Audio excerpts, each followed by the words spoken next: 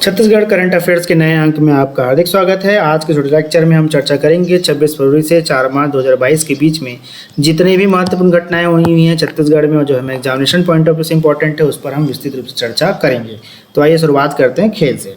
तो छत्तीसगढ़ में भारतीय खेल प्राधिकरण के द्वारा कुछ 7 सेंटरों की स्थापना की जा रही है। अब ये 7 सेंटर किस रिलेटेड है, तो एक तो है आर्चरी से रिलेटेड है, एक हॉकी से रिलेटेड है और जो दो केंद्र हैं वो वॉलीबॉल, मलखम्ब और फुटबॉल से रिलेटेड है। ठीक, अब जो शिव तराई है जो कि बिलासपुर में स्थित है, बीजापुर में तीरंदाजी सेंटर की स्थापना की जाएगी। इस तरह से 2 जगहों पर तीरंदाजी सेंटर की स्थापना की जाएगी, एक तो शिव तराई जो कि बिलासपुर में है और बीजापुर। उसके बाद फिर राजनांदगांव और जसपुर में हॉकी सेंटर की स्थापना की जाएगी, गरियाबंद में वॉलीबॉल सेंटर की स्थापना की जाएगी, नारायणपुर में मलखम्ब सेंटर की स्थापना की जाएगी और सरगुजा में फुटबॉल सेंटर की स्थापना की जाएगी। ठीक है, अब ये जो मलखम्ब है ये भारत का बहुत पुराना खेल है और वर्तमान में मध्य प्रदेश का राजकीय खेल है। और ये नारायणपुर में कई ऐसे लोग हैं जो मलखम्ब के बारे में अच्छे से जानते हैं, बहुत अच्छा इनका नाम है, देश में भी पूरे बहुत सारे राज्यों में भी इनका नाम है मलखम्ब का। तो इसी वजह से नारायणपुर में मलखम्ब सेंटर की स्थापना की गई है। अब हम ये भी समझ लेते हैं कि जो भारतीय खेल प्राधिकरण है जिसे इंग्लिश में हम the sports authority of India कहते हैं उसका काम क्या है। तो इसकी स्थापना जो भी थी 1982 में हुई थी और 1982 में जब इसकी स्थापना हुई थी किसके अंतर्गत हुई थी, तो इसकी स्थापना हुई थी ministry of youth affairs and sports of government of India के अंतर्गत इसकी स्थापना हुई थी। उसका प्रमुख काम क्या है कि देश में खेल को बढ़ावा देना है, the development of sports in India, इसका प्रमुख काम है किसका, भारतीय खेल प्राधिकरण का।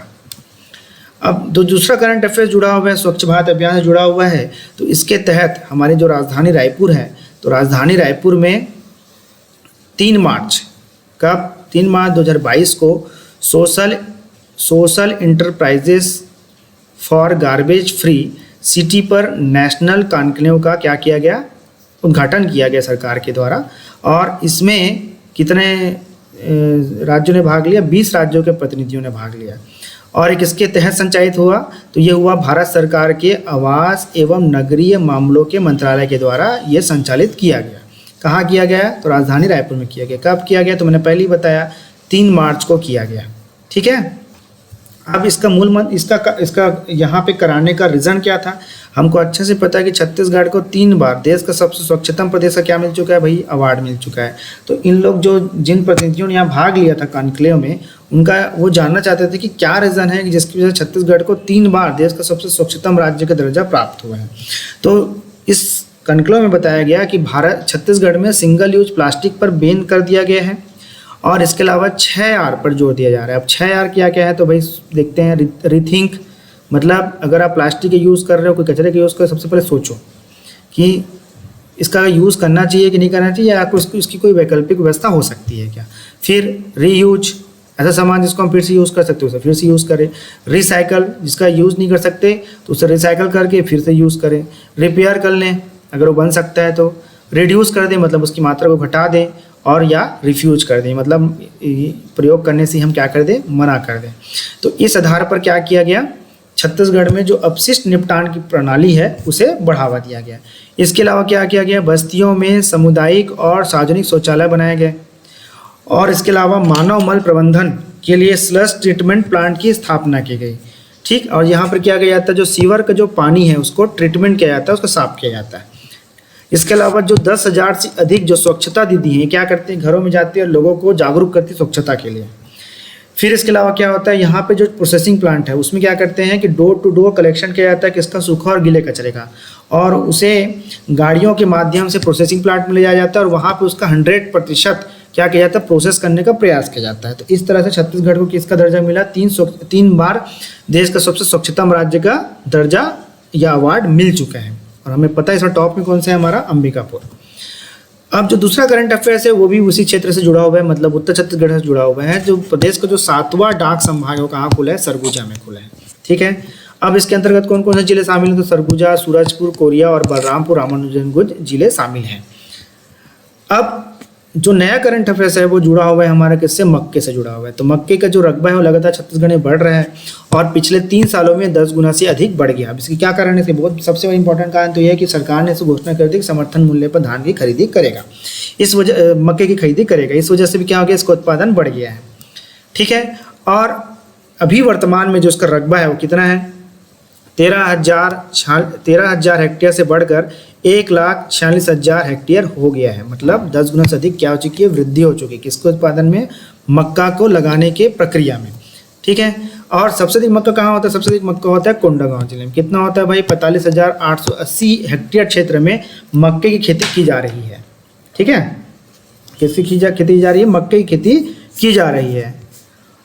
ठीक, अब जो कोंडागांव है यहाँ पर भी क्या है, यहाँ पर है आपका मक्का प्रसंस्करण केंद्र है। क्या है भाई, मक्का प्रसंस्करण केंद्र है। कहाँ पे, कोंडागांव में।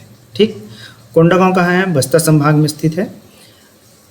और अब इस मक्का प्रसंस्करण केंद्र में क्या किया जाएगा, एथेनॉल का उत्पादन किया जाएगा। और एथेनॉल से क्या किया जाता है, एथेनॉल का यूज़ किया जाएगा किसमें, पेट्रोल में। ठीक, तो इससे क्या हो जाएगा, हमारा जो आयात है पेट्रोल का वो कम होगा।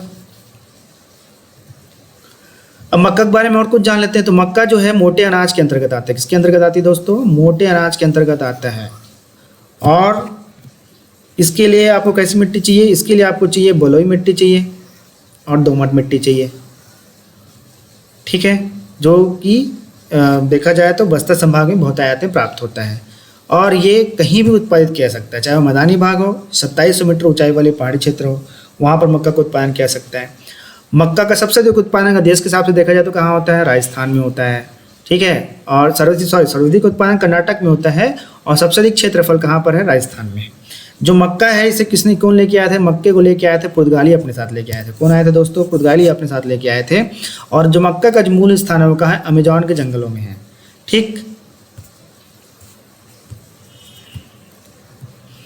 और इसके लिए कितना तापमान चाहिए, 25 डिग्री सेल्सियस से 30 डिग्री सेल्सियस का तापमान चाहिए। किसके लिए, मक्के के उत्पादन के लिए। वर्षा कितनी चाहिए, 60 डिग्री सेल्सियस से 120 डिग्री सेल्सियस की सेंटीमीटर के बीच में इसकी वर्षा की मात्रा जरूरी है। किसके लिए, मक्का के लिए। मेन पार्ट क्यों अभी प्रसिद्ध है, मेन पार्ट तो हमें पता है कि छत्तीसगढ़ का शिमला हम इसे कहते हैं। छत्तीसगढ़ का शिमला इसे क्यों कहते हैं, क्योंकि यहाँ पर बड़ी संख्या में तिब्बतियों को बसाया गया। कब बसाया गया, 1962 में, जब भारत और चाइना के बीच वार हो रहा था तो उस दरमियान जो तिब्बती हैं उनको मेन पार्ट में बसाया गया था, इसलिए इसे छत्तीसगढ़ का शिमला भी कहा जाता है। तो यहाँ पर क्या स्थापित किया जा रहा है, यहाँ पर स्थापित किया जा रहा है जैव विविधता पार्क। किसकी स्थापना की जा रही है दोस्तों, जैव विविधता पार्क की स्थापना की जा रही है। किसके द्वारा, छत्तीसगढ़ सरकार के द्वारा की जा रही है। ठीक है, अब जैव विविधता का मतलब क्या होता है, जैसे आप जंगल में गए तो जंगल में जाते हैं तो साल के वृक्ष भी देखते हैं, सागौन के वृक्ष भी देखते हैं, महुआ भी देखते हैं, बबूल भी देखते हैं, बेर भी देखते हैं। तो और उसी के अलावा बहुत सारे पशु भी देखते हैं, बहुत सारे पक्षी भी देखते हैं। तो इन्हें ही क्या किया जाता है, इन्हें ही कहा जाता है जैव विविधता। तो मेन पार्ट में किसकी स्थापना की जा रही है, जैव विविधता पार्क की स्थापना की जा रही है। अब मेन पार्ट के प्रसिद्ध तो मैंने पहले बताया जब छत्तीसगढ़ का शिमला है। ठीक है, अब ये जो है जसपुर सामरी पार्ट जो हमारा भौगोलिक क्षेत्र है उसके अंतर्गत मेन पार्ट आता है। ठीक है, मेन पार्ट बॉक्साइट के लिए फेमस है। मेन पार्ट में से माड़ नदी निकलती है और जो माड़ नदी है वो चंद्रपुर में जाके माड़ नदी से मिल जाती है। ठीक, ये मैप में देख सकते हैं मेन पार्ट, यहाँ पर भी देख सकते हो ये मेन पार्ट। ठीक है, मुख्यमंत्री ने राजिम में लक्ष्मण झूले का किया लोकार्पण।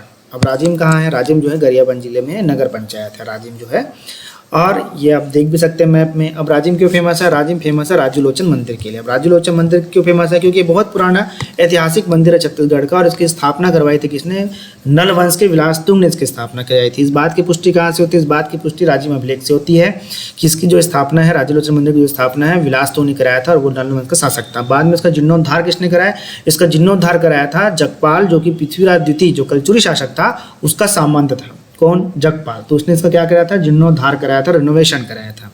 और जो राजिम है छत्तीसगढ़ का प्रयाग भी कहते हैं। छत्तीसगढ़ का प्रयाग क्यों कहते हैं, क्योंकि यहाँ पर जो 3 नदियाँ हैं, 3 नदियाँ आपस में मिलती हैं, है ना। महानदी के साथ उसकी जो 2 अन्य सहायक नदियाँ पैरी और सोंडूर, वो दोनों के दोनों कहाँ की मिलती है, राजिम मिलती है। राजिम को क्या कहते हैं, छत्तीसगढ़ का प्रयाग कहते हैं। ठीक है, क्योंकि प्रयाग में क्या होता है, प्रयाग कहाँ स्थित है, उत्तर प्रदेश में स्थित है और यहाँ पर 3 नदियाँ आपस में मिलती हैं। कौन कौन सी, गंगा, यमुना और सरस्वती। तो उसी तरह से यहाँ 3 नदियाँ मिलती हैं कहाँ पर, राजिम में, छत्तीसगढ़ का प्रयाग कहते हैं। इसके अलावा प्रतिवर्ष माघ पूर्णिमा के अवसर पर यहाँ मेला भराता है, जो कि जिसका समापन जो है कब होता है, महाशिवरात्रि के अवसर पर होता है। तो यहीं पर हमारे जो छत्तीसगढ़ राज्य के जो मुख्यमंत्री है उन्होंने लक्ष्मण झूला का क्या किया है, लोकार्पण किया है। लक्ष्मण झूला को हम क्या कहते हैं, सस्पेंशन ब्रिज भी कहते हैं।